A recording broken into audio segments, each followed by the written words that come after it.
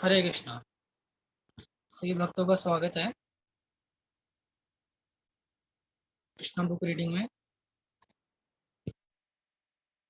आज हमने 17वां अध्याय स्टार्ट करना है। 16वां अध्याय कल हो गया था। उसके पहले हम मंगलाचरण करते हैं, उसके बाद स्टार्ट करेंगे। ओम अज्ञानतिमिराधस्य ज्ञानञ्जनशलाकया चक्षुरुन्मिलितं येन तस्मै श्रीगुरुवे नमः। श्रीचैतन्यमनोभीष्टं स्थापितं येन भूतले स्वयं रूपः कदा मह्यं ददाति स्वपदान्तिकं।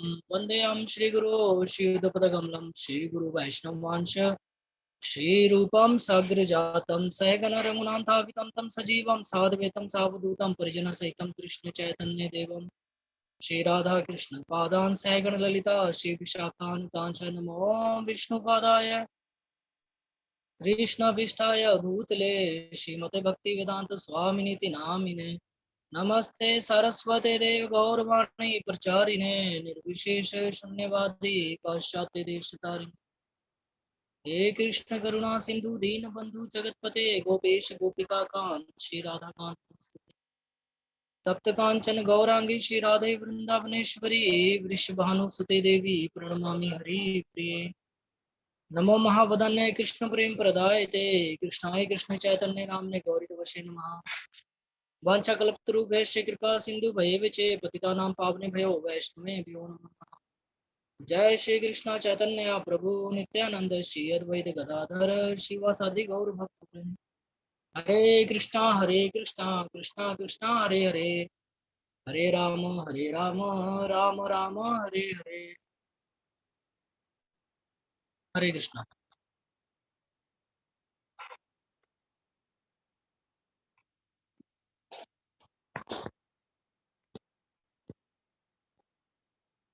तो कल हमने 16वां अध्याय पढ़ा था, कालिया दमन।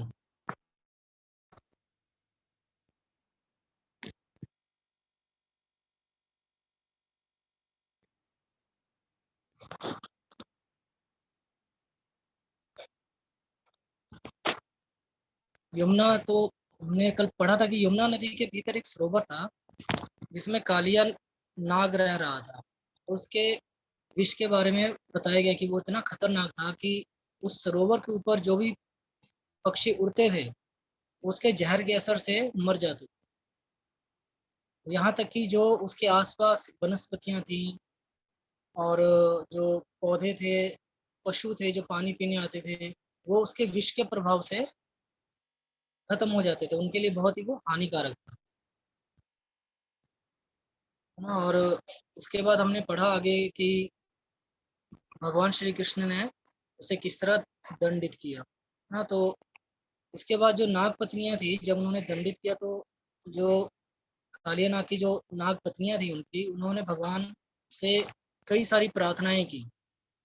उसमें से एक मेन प्रार्थना है कि वो इस चीज की पुष्टि करती हैं कि जब तक किसी ने अपने पूर्व जन्म में भक्ति द्वारा पुण्य कर्म नहीं किए हैं। ध्यान देने वाली बात है यहाँ पे कि भक्ति के द्वारा पुण्य कर्म की बात हो रही है कि भक्ति के द्वारा पुण्य कर्म जिसने नहीं किए हैं, अगर जब तक नहीं मतलब होता ये पुण्य कर्म, तब तक उसे भगवान श्री कृष्ण से संपर्क उसको नहीं मिलता, सानिध्य नहीं मिलता उसको भगवान श्री कृष्ण का।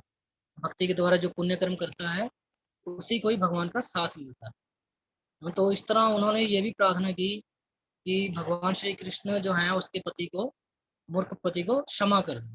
फिर भगवान श्री कृष्ण ने कालियानाग को वृंदावन छोड़ के समुद्र में जाने के लिए कहा। तो कल हमने यहाँ तक पढ़ा था। आज हम पढ़ना स्टार्ट करेंगे 17वां अध्याय।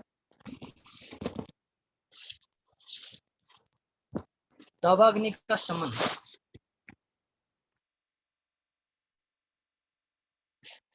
कालिया दमन की कथा सुनने के बाद राजा परीक्षित ने सुखदेव गोस्वामी से पूछा कि कालिया ने अपना सुंदर स्थान क्यों त्यागा था और गरुड़ उनके प्रति विरोध क्यों रखता था। सुखदेव गोस्वामी ने राजा को बताया कि नागालय नामक द्वीप सर्पों से बसा था और कालिया वहां का प्रमुख सर्प था। उस द्वीप में सर्प खाने का आदि होने के कारण गरुड़ सर्प खाने आता था और इच्छा अनुसार अनेक सर्पों को मारता था। उनमें से वह कुछ को खा जाता, किंतु अन्य का वृथा ही अकारण ही वध करता रहता।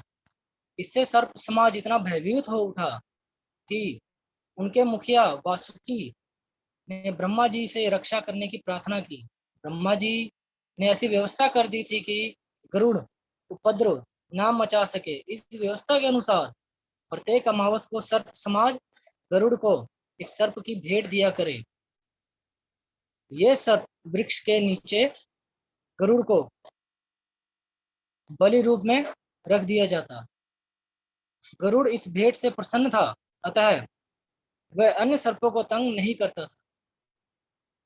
किंतु धीरे धीरे कालिया ने इस स्थिति का लाभ उठाया। उसे वृथा ही अपने एकत्रित विष की मात्रा का तथा अपने भौतिक शक्ति का गर्व हो उठा। अतः उसने सोचा, गरुड़ को यह भेंट क्यों दी जाए। अतः उसने भेंट देना बंद कर दिया और गरुड़ को जाने वाली भेंट स्वयं खाने लगा। जब विष्णु के वाहन भक्त गरुड़ को पता चला कि कालिया ऐसा करता है, तो वह अत्यंत क्रुद्ध हुआ और इस आक्रामक सर्प को मारने के लिए द्वीप की ओर बढ़ा। कालिया ने अपने अनेक फनों तथा विषैले तीक्ष्ण दांतों द्वारा गरुड़ से उसने गरुड़ को काटना चाहा, किंतु तक्षय के पुत्र ने अत्यंत क्रोध तथा वेग के साथ अपने तेज में स्वर्णिम पंखों से कालिया के शरीर पर प्रहार किया। कालिया, जो कृदु के पुत्र अर्थात कृदुसूत के नाम से विख्यात हैं, तुरंत भागकर कालिया झील पहुंचा, जो यमुना नदी के भीतर है, क्योंकि गरुड़ वहां नहीं पहुंच सकता था। कालिया ने निम्नलिखित कारणों से यमुना के जल के भीतर निवास किया। जिस तरह गरुड़ कालिया सर्प के द्वीप में जाता था, उसी प्रकार वह यमुना से भी मछली पकड़कर उन्हें खाने के लिए जाता था। किंतु वहां शौबरी मुनि नाम के एक महान योगी रहते थे, जो जल के भीतर ध्यान धरते थे और मछलियों के प्रति सहानुभूति दिखाते थे। उन्होंने गरुड़ को कहा कि वे मछलियों को तंग करने वहां ना आए। यद्यपि वह भगवान विष्णु का वाहन होने के कारण किसी की आज्ञा के अधीन ना था, किंतु उसने इस महान योगी की आज्ञा का उल्लंघन नहीं किया। उसने बहुत सारी मछलियां खाने की बजाय एक बहुत बड़ी मछली पकड़ ली, जो मछलियों की सरदार थी। शौबरी मुनि अत्यंत दुखी हुए कि गरुड़ मछलियों के सरदार को ले गया। उनकी सुरक्षा के विषय में सोचते हुए उन्होंने गरुड़ को श्राप दिया, यदि आज से तुम यहाँ मछलियां पकड़ने यहाँ आओगे, तो मैं ये बलपूर्वक कहता हूँ कि तुम तुरंत मारे जाओगे। यह श्राप केवल कालिया को ज्ञात था, अतः वो आश्वस्त था कि गरुड़ यहाँ नहीं आ सकेगा। इसलिए उसने यमुना दह में शरण लेने की ठानी, किंतु कालिया द्वारा शौबरी मुनि की शरण में जाना सफल नहीं हुआ। उसे गरुड़ के स्वामी कृष्ण ने यमुना से मार भगाया। यहाँ पर ध्यान देने योग्य है कि गरुड़ का सीधा संबंध भगवान से है और वो इतनी बलशाली है कि उसे ना कोई आदेश दे सकता है और ना ही श्राप। वस्तुतः गरुड़ को, जिन्हें श्रीमद् भागवतम में भगवान के स्तर के समक्ष बताया गया है, शौबरी मुनि द्वारा शाप दिया जाना अपराध था। यद्यपि गरुड़ ने प्रतिशोध लेने का यत्न नहीं लिया, किंतु एक वैष्णव पुरुष के प्रति किया गया मुनि का यह अपराध क्षम्य नहीं था। इस अपराध के कारण मुनि को अपने योगी पद से नीचे गिरना पड़ा और बाद में भौतिक संसार में इंद्रियों का भोक्ता एक ग्रस्त बनना पड़ा। इस प्रकार ध्यान के द्वारा अत्यधिक आनंद में लीन रहने वाले शौबरी मुनि का पतन वैष्णव के प्रति अपराध करने वाले को शिक्षा देता है। जब अंततः कृष्ण कालियादह से बाहर आ गए, तो उनके सारे मित्रों तथा संबंधियों ने उन्हें यमुना तट पर देखा। वे उन लोगों के समक्ष अत्यंत विभूषित रूप से सारे शरीर में चंदन का लेप अर्पित किए, अमूल्य रत्नों से तथा मणियों से सुशोभित एवं लगभग पुण्यतः स्वर्ण के अछंजित प्रकट हुए। वृंदावन के वासियों, ग्वालों, गोपियों, माता यशोदा, महाराज नंद तथा समस्त गायों एवं बछड़ों ने कृष्ण को यमुना से आते देखा और उन्हें ऐसा लगा मानो उनके प्राण वापस वापस गए हों। जब किसी को जीवन का पुनः लाभ होता है तो वह स्वाभाविक आनंद तथा प्रसन्नता में लीन हो जाता है। उन सबों ने एक एक करके कृष्ण को कंठ से लगाया और अत्यंत शांति का अनुभव किया। माता यशोदा, रोहिणी, महाराज नंद तथा वाले इतने प्रसन्न हुए कि उन्होंने जब कृष्ण का आलिंगन किया तो सोचा कि उन्हें जीवन का अंतिम लक्ष्य प्राप्त हो गया। बलराम ने भी कृष्ण का आलिंगन किया, किंतु वे हंस रहे थे क्योंकि उन्हें पता था कि जब सारे लोग चिंता मगन होंगे तो कृष्ण क्या करेंगे। वहां पर कृष्ण के प्रकट होने के कारण यमुना तट के सारे वृक्ष, सारी गौएं, बैल तथा बछड़े अत्यंत प्रसन्न थे। वृंदावन के सभी ब्राह्मण तथा उनकी पत्नियां कृष्ण तथा उनके परिवारिक जनों को तुरंत बधाई देने आई, क्योंकि ब्राह्मणों को समाज का गुरु माना जाता है। अतः उन्होंने कृष्ण तथा उनके परिवार को कृष्ण के छूटने पर आशीर्वाद दिए। उन्होंने इस अवसर पर नंद महाराज से दान देने के लिए भी कहा।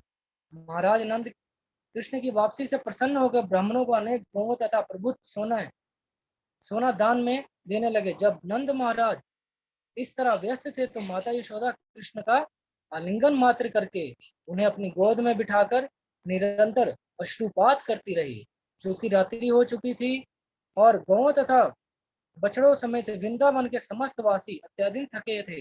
अतः उन्होंने नदी तट पर ही विश्राम करने का निर्णय लिया। अर्धरात्रि में जब सारे लोग सोए हुए थे तो सहसा एक विशाल दावाग्नि लग गई और ऐसा प्रतीत होने लगा मानो ये शीघ्र ही सारे वृंदावन वासियों को निगल जाएगी। उन्हें ज्यों ही अग्नि की तपन का अनुभव हुआ त्यों ही उन्होंने भगवान श्री कृष्ण की शरण ग्रहण कर ली। यद्यपि वे उनके शिशु की भांति खेल में मगन थे, वे सब कहने लगे, हे कृष्ण, हे भगवान, हे बल के आगार प्रिय बलराम, हमें इस सर्वभक्षी तथा विनाशक अग्नि से बचाएं। हमारे पास तुम्हारे अतिरिक्त कोई अन्य शरण नहीं है। यह विनाशकारी अग्नि हम सबको निगल जाएगी। इस तरह उन्होंने ये कहते हुए उनसे प्रार्थना की कि वह उनके चरण कमलों के अतिरिक्त अन्य किसी की शरण ग्रहण नहीं करेंगे। भगवान कृष्ण ने अपने ग्रामवासियों पर कृपालु बनकर तुरंत ही संपूर्ण दवा अग्नि को निगल लिया और उन्हें बचा लिया। ये कृष्ण के लिए संभव न था, क्योंकि वह इच्छानुसार कुछ भी कर सकने की असीम शक्ति से युक्त है। इस प्रकार लीला पुरुषोत्तम भगवान श्री कृष्ण के अंतर्गत दावाग्नि का शमन नामक 17वें अध्याय का भक्ति वेदांत तात्पर्य पूर्ण हुआ। तो इस तरह 16वां अध्याय पूरा हो गया है। सॉरी, 17वां अध्याय। तो आज 18वां अध्याय भी स्टार्ट कर लेते, पर लंबा सुखा वध। विनाशकारी अग्नि को बुझाकर कृष्ण पुनः अपने परिजनों, मित्रों, गौओं, बछड़ों तथा बैलों से घिरकर और अनेक गायन से महिमा मंडित होकर वृंदावन में प्रविष्ट हुए, जो सदैव गायों से परिपूर्ण रहता है।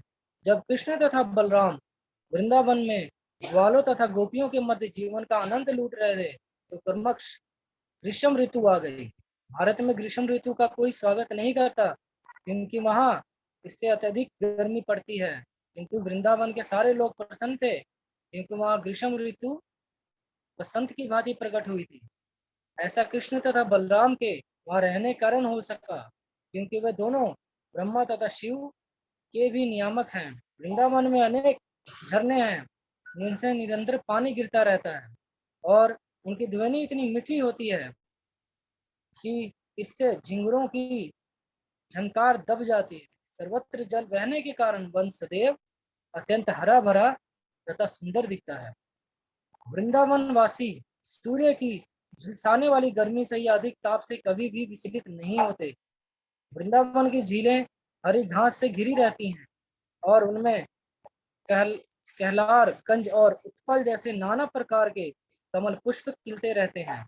और वृंदावन में बहने वाली वायु कमल के सुवासित मकरंद कणों को अपने साथ ले जाती रहती है। जब यमुना की तरंगे झीलों तथा झरनों के जल कण वृंदावन वासियों के शरीर का स्पर्श करते थे तो वे स्वयं शीतलता का अनुभव करते थे। अतः वे ग्रीष्म ऋतु के द्वारा तनिक भी विचलित नहीं होते थे। वृंदावन सुरम्य स्थल है। यहाँ सदैव फूल खिलते रहते हैं। यहाँ अनेक प्रकार के अलंकृत हिरण भी रहते हैं। पक्षी कलरव करते हैं, मयूर गूंजते हैं और नाचते हैं तथा मधुमक्खियां गुंजन करती हैं। कोयले पंचम स्वर में गाती हैं। अतः आनंद कंदन कृष्ण बंशी बजाते हैं। अपने अग्रज बलराम तथा अन्य ग्वाल बालों एवं गायों को साथ लिए वृंदावन के सुंदर वन में वातावरण का आनंद लेने के लिए आए। वे वृक्षों के नव किसलयों के बीच गए जिसके पुष्प मोर पंख जैसे थे। उन्होंने इस पुष्पों की माला पहनी और केसर रज से विभूषित हुए। कभी वो नाचते और गाते तो कभी वो एक दूसरे से कुश्ती लड़ते। जब कृष्ण नाचते तो कुछ ग्वाल बाल गाते और कुछ बांसुरी बजाते, कुछ शंख बजाते, कुछ ताली देते और कुछ कृष्ण की प्रशंसा करते। हे बंधु, वो बोलते, हे बंधु तुम बहुत सुंदर नाचते हो। वस्तुतः ये सारे बालक देवता थे जो स्वर्ग लोक से कृष्ण को उनकी लीलाओं में सहायता करने आए थे। ये देवता ग्वाल बालों के वेश में कृष्ण को नाचने में प्रोत्साहन दे रहे थे। जिस प्रकार एक कलाकार दूसरे की प्रशंसा करके प्रोत्साहित करता है, तब तक कृष्ण तथा बलराम का मुंडन संस्कार नहीं हुआ था। अतः उनके बाल कौओं के पंखों की भांति इकट्ठे हो गए थे। वे अपने मित्रों के साथ सदा आंख मिचौली खेलते या परस्पर लड़ते भिड़ते रहते। कभी कभी जब उनके मित्र कीर्तन करते तथा नाचते होते तो कृष्ण उनकी प्रशंसा करते, बोलते, मित्रों तुम लोग अति उत्तम नाच तथा गायन कर रहे हो। लड़के बेल और गोल गोल आमला की फलों का को गोद फलों को फलों को गेंद बनाकर खेलते। कभी कभी वो छुई छुओहल खेलते जिसमें एक दूसरे को ललकारते और छूते। कभी कभी वो जंगली हिरणों तथा विविध पक्षियों का अनुकरण करते। वह एक दूसरे के साथ मेढक की बोली का अनुकरण करके हंसी उड़ाते और वृक्षों के नीचे झूलने में आनंद लेते। कभी कभी वह परस्पर राजा तथा प्रजा का खेल खेलते। इस प्रकार कृष्ण तथा बलराम अपने मित्रों के साथ सभी प्रकार के खेल खेलते और नदियां, सरोवर, नालों, सुंदर वृक्षों तथा उत्तम उत्तम फलों फलों फलों के पूर्ण वृंदावन के सुखदायक वातावरण का आनंद लूट। एक बार जब वह अपनी दिव्य लीलाओं में लीन थे तो प्रलंबासुर नामक एक असुर उनकी टोली में बलराम तथा कृष्ण दोनों को चुराने के उद्देश्य से घुस आया। यद्यपि कृष्ण एक ग्वाल बाल का अभिनय कर रहे थे, किंतु भगवान के रूप में वह भूत, वर्तमान तथा भविष्य सब कुछ जानते थे।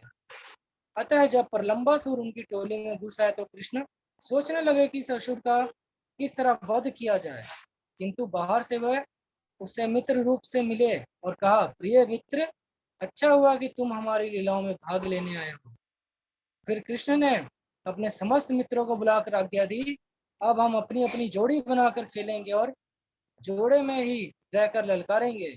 इस प्रस्ताव के साथ ही सारे बालक एकत्र हो गए। कुछ बलराम की पाली में हो लिए और कुछ कृष्ण की पाली में, और अपनी अपनी जोड़ी के साथ खेलने लगे। इसमें हारे हुए खिलाड़ी को अपनी पीठ पर विजयी खिलाड़ी को चढ़ाना होता था, जिस प्रकार घोड़ा अपने मालिक को चढ़ाता है।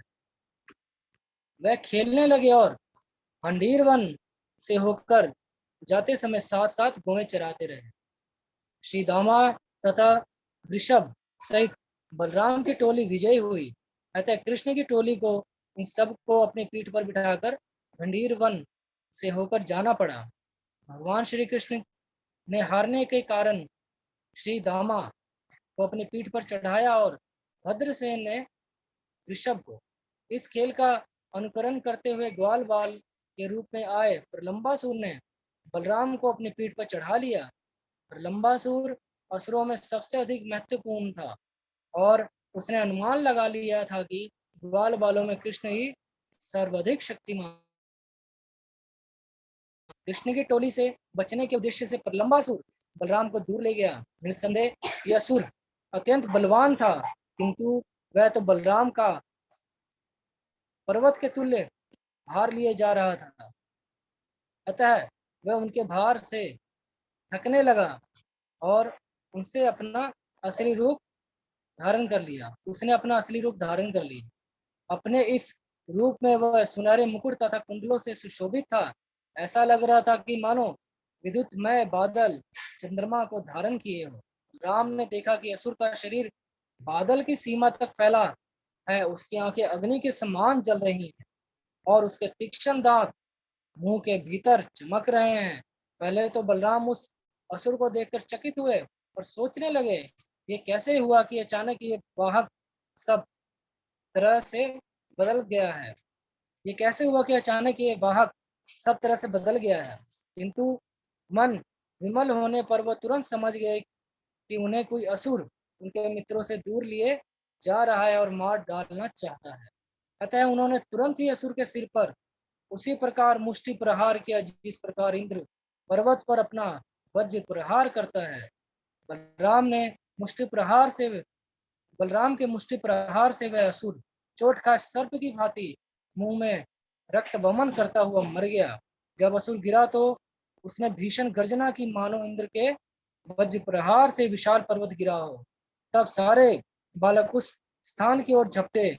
इस भयानक दृश्य को देखकर वे बोले, बहुत अच्छा कहकर बलराम की प्रशंसा करने लगे। फिर यह सोचकर कि बलराम मृत्यु से उबरे हैं, वे सब उनका अत्यंत स्नेह पूर्वक आलिंगन करने लगे और अपने अपनी बधाइयां तथा आशीष देने लगे। स्वर्गलोक के सारे देवता अत्यंत प्रसन्न हुए और उन्होंने बलराम के दिव्य शरीर पर पुष्प वर्षा की। इस महाअसुर पर लंबासुर को मारने के लिए उन्हें आशीष तथा बधाइयां दी।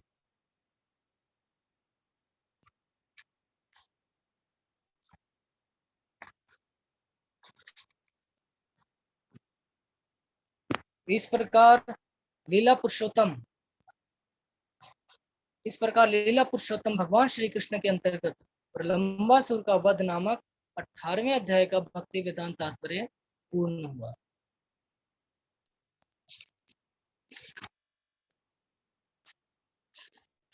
नेक्स्ट 19वां अध्याय है, थोड़ा सा ही है तो इसको भी पढ़ लेते हैं क्योंकि ये भी खत्म हो जाएगा, थोड़ा सा ही है। जब जब बलराम कृष्ण तथा उनके संगी उपयुक्त लीलाओं में मस्त थे तो गौएं बिना रखवाली के मनमाना विचरण करती हुई हरी घास चरने के लालच से वन वन के सुदूर भाग में पहुंच गईं। सारी बकरियां, गौएं तथा भैंसें एक वन पार करके दूसरे में पहुंची और फिर इश्काटवी इशिकाटवी वन में घुस गई। ये वन हरी घास से पूर्ण था, अतः वह सभी आकृष्ट हो गई। किंतु जब वे वहां पहुंची तो उन्होंने देखा कि वहां दवा अग्नि लगी है, अतः वह सब चित्कार करने लगी। इधर जब कृष्ण, बलराम तथा उनके संगियों ने अपने पशुओं को नहीं देखा तो वह सब बहुत चिंतित हुए। वे गौओं को उनके पद चिन्हों तथा चरी हुई घास का अनुसरण करते हुए ढूंढने लगे। सभी बालक डरे हुए थे कि उनकी जीविका की साधन रूपी गौएं खो गई हैं। गौओं को खोजने से वह भी थक गए थे और प्यासे हो गए थे, किंतु शीघ्र ही उन्हें अपनी गौओं की चित्कार सुनाई दी। कृष्ण जोर जोर से गौओं का नाम ले लेकर बुलाने लगे। कृष्ण को बुलाते सुनकर गौएं प्रसन्नता पूर्वक निनाद करते हुए उत्तर देने लगी, किंतु उस समय तक दावाग्नि ने उन सबों को चारों ओर से घेर लिया और स्थिति अत्यंत भयानक हो गई। ज्यों ज्यों वायु तेजी से चलने लगी, त्यों त्यों लपटें उठने लगी और ऐसा प्रतीत होने लगा मानो सारी जड़ तथा जंगम वस्तुएं काल कवलित हो जाएंगी। सारी गौएं तथा बालक अत्यंत भयभीत हो उठे और वे बलराम की ओर उसी तरह देखने लगे जिस प्रकार मरणासन व्यक्ति भगवान के चित्र की ओर देखता है। वे पुकार रहे थे, हे कृष्ण, हे बलराम, आप बहुत बलवान हैं। हम इस दहकती अग्नि के ताप से जले जा रहे हैं। हमें अपने चरण कमलों में शरण दें। हम जानते हैं कि आप ही इस संकट से हमारी रक्षा कर सकते हैं। हे प्रिय कृष्ण, आप हमारे घनिष्ठ मित्र हैं। ये अच्छा नहीं है कि हम इस तरह कष्ट उठाएं। हम सभी प्रकार हम सभी आप पर पूरी तरह आश्रित हैं और आप समस्त धर्मों के ज्ञाता हैं। हम आपके अतिरिक्त अन्य किसी को नहीं जानते। भगवान श्री कृष्ण ने अपने मित्रों की अंतर्वाणी सुनी और उन पर स्नेहमयी दृष्टि डाली। उन्होंने आंखों से ही अपने मित्रों को बता दिया कि डरने का कोई कारण नहीं है। तब परम योगी शक्तिमान ईश्वर श्री कृष्ण ने तुरंत ही अग्नि की सारी लपटों का पान कर लिया। इस प्रकार सारी गौएं तथा बालक काल का ग्रास होने से बच गए। सारे बालक भय से प्राय मूर्छित थे, किंतु जब उन्हें होश आया और उन्होंने अपनी आंखें खोली तो अपने आप को कृष्ण बलराम तथा गौओं के बीच गंभीर वन जंगल में पाया।